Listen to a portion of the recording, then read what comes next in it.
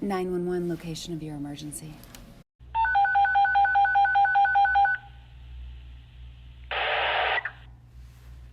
All units, we have a report of an active shooter at the supermarket on Missouri Avenue.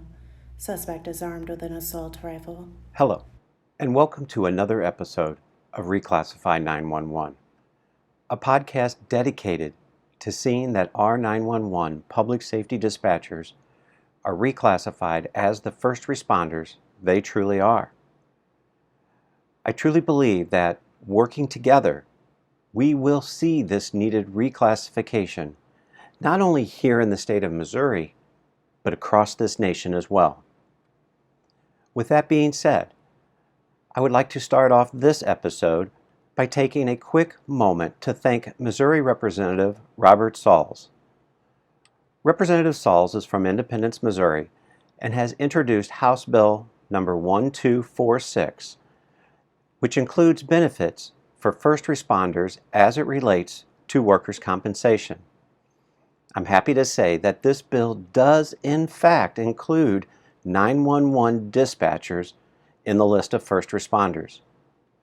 To be honest, this is the first legislation that I have personally seen here in the state of Missouri that I know of that finally recognizes these men and women for the work that they truly do. So, to Representative Sauls, thank you for your support of our 911 dispatchers. However, there is still more work to be done, and it is our hope that with episodes like the one you are watching right now, we can better educate the public and our elected officials on the importance of this much needed reclassification.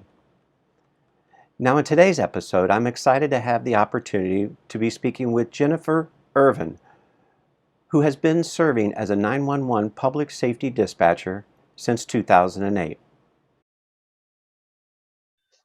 Well, Jennifer, I definitely want to thank you for taking the time to be with us today and answer a few questions.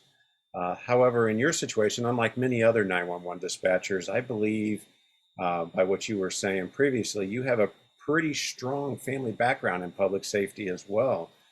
Can you kind of tell us a little bit about that? I do. My dad is a captain with Hazelwood Police Department. He's been there 30 years. His brother, Joe, is a captain at Maryland Heights Police Department.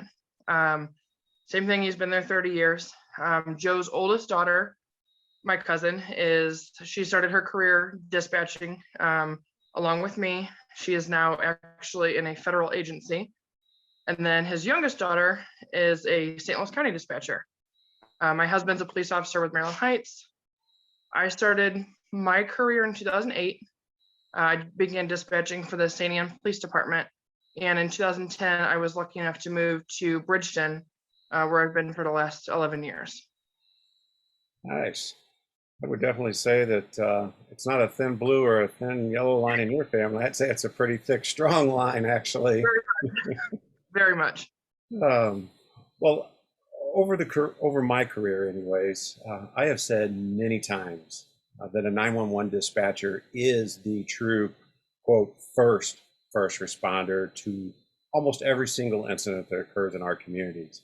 What are your thoughts and opinions on that comment? That's very much true. I'm one of those people. I love my job. I love what I do. I love helping people in a way that most people don't even think of on a daily basis.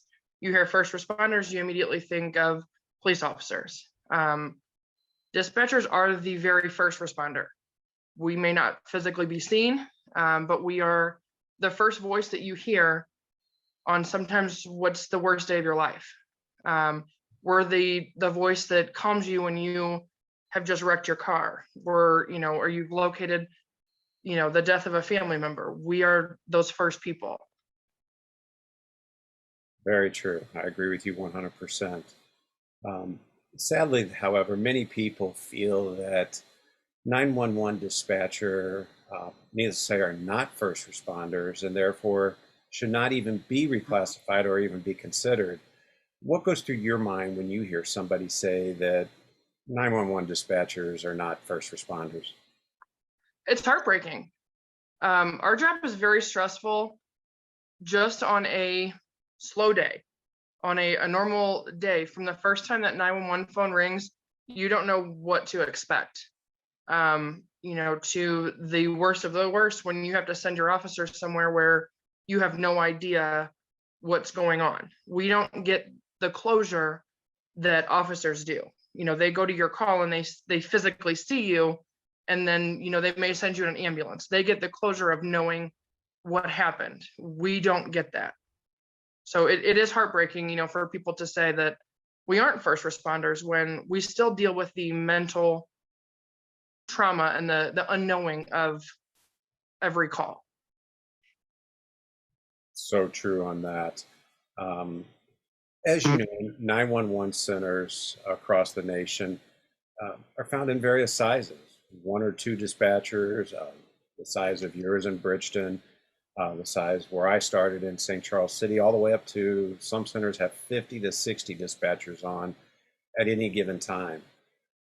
What are your thoughts on being a dispatcher in a smaller municipality like where I started and where you are now? We're very lucky. I love working for a municipality where I know my officers. We get to talk to them on a daily basis. We physically see them. We get a relationship with them. And that helps us do our job a little bit better. I understand that when they call out on a traffic stop, I know that if it's a simple traffic stop or if something's wrong, just by the inflection of their voice. And, unfortunately, some of these dispatch centers have so many officers and they're located somewhere completely different that they don't get to see their officers and put names to faces and things like that. So we're very lucky.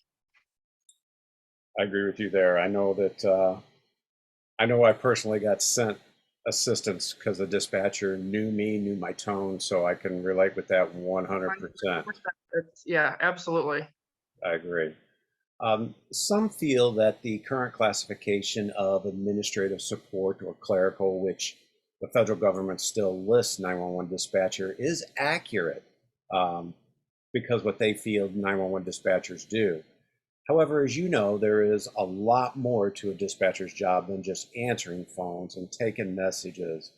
Dispatchers help out in ways that many do not even understand. Can you kind of hit on that a little bit? Absolutely. It is 100% accurate. But like you said, there's so much more. We answer 911 phones, and you think of a 911 operator, that's what you think they do. They sit there and they answer 911. And that's not the case for municipalities like us. I answer 911 calls. I still have to worry about my landline. We still have paperwork. And of course, most important, my officers. So while I'm still talking to you on 911, I still have to worry about dispatching them and making sure that they're getting, to the right place. We get to do ride-alongs with our officers, and a lot of places don't offer that. They also get to sit in dispatch, and they get a feel of what we deal with. It helps them understand they're not the only one that we have to worry about. If you asked any command staff officer or a regular road officer to sit in dispatch, most of them would tell you no, thank you. They don't want to do it because they know that our job is important. Sometimes they just don't understand how much we have to do. You think of it, an officer can't help you if they don't know where you are. And a lot of people don't understand that. You think an officer just magically finds you. That's definitely not the case. 9 times out of 10, it's the dispatcher that found you and told that officer where to go. We're essentially investigators, and sometimes that's very hard, especially when you're sending an officer to an unknown because all you get is somebody screaming. Or it's a foreign language. A lot of us, we do go to academy classes for training in foreign languages, but it's not fluent. And sometimes that's hard, but people think that we just, are secretaries essentially. And that is definitely not the case. Multitasking is number one for our job. That's a definite. I agree with you 100% on that. Um, well, over the years, needless to say, I have spoken with many who do not believe 911 dispatchers um, can potentially suffer or feel hurt. I know you kind of hit on this a little bit ago, but hurt or pain from the calls that they take. To those that may be uneducated in this area, what might you say to them? We do. We care. That's the number one thing. I've been doing this for 13 years, and I can tell you that there are more times that I come home and have to simply just sit by myself and unload, because we don't get the closure of those calls, and it's hard. Again, we don't see it, but we have the mental trauma of, of you screaming because we don't know what's going on and you're being hurt or you just got in a car accident. But that's all we hear. I'm a mom, and the calls with children are very hard, especially for people like me. You think, oh, I have my own kids at home. What if that was them? We only talk to you for a few short minutes, but it's very impactful on us. And, just like a police officer, they come home, and I'm lucky enough to be married to a police officer who was a dispatcher years ago, but he understands, and I can talk to him and I can say, this is what I'm having problems with. That's very hard for a lot of dispatchers to do, just as it is a lot of police officers to do. But bottom line is we do, and we care about the people that call and the people that we talk to on a daily basis.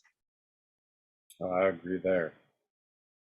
Well, Jennifer, I do want to thank you for taking the time to speak with me today and answer a few questions. And as we end our time here, is there anything that you would like to say to our elected officials, whether Jeff City or those representing us in Washington, D.C., on this reclassification? Absolutely. We sacrifice our holidays and weekends with our family to work shift work and make sure that the city that we work for is covered. And yes, we knew that getting into this job just as police officers. But again, heartbreaking when you're not considered a first responder and you're doing essentially, the same thing. You're giving up time with your family. One of the biggest issues in not being classified as a first responder is the scheduling. The federal labor law says that we cannot, as civilians, work more than 40 hours a week. A lot of dispatch centers want to work 12-hour shifts in order to have more family time. And that's not possible when you're not considered a first responder. There's a lot of dispatchers that are single parent households. It would give more time, so there's a lot of reasons that, the state of Missouri should recognize us. But that right there is a small change that will be very impactful for a lot of dispatch centers. That's a very good point. Very good point. Well, again, Jennifer, I thank you for your time today. And as always, thank you for your service. Thank you. I appreciate it. I'm glad to help out.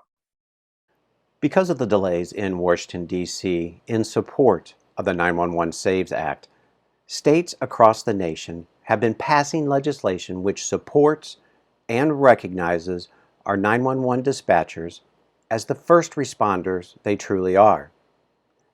As I stated at the beginning of this episode, Missouri is currently reviewing such legislation as it relates to workers' compensation. However, we have also learned that the state of Louisiana has recently introduced legislation for the reclassification of their 911 dispatchers statewide as the first responders they truly are. So for today's episode, we are extremely excited to be able to change both Missouri and Louisiana to the color green. Now rest assured, we will be closely watching these two pieces of legislation over the coming weeks and will update you as things change. I would again like to thank Jennifer for being with us today, and I look forward to next week when we will be talking with a county executive and the chief of emergency communications from a county that has recently passed a resolution recognizing their 911 public safety dispatchers as the first responders that they are. Now, I will admit, while these episodes are not at the level of one might find on national television, I hope that you find the information very informative and ask that you hit the like button and subscribe to our YouTube channel. It is only with your help that this information can spread so that together we can inform as many people as possible on the importance of this reclassification. Now, I hope to see you again next week for another episode of Reclassify 911.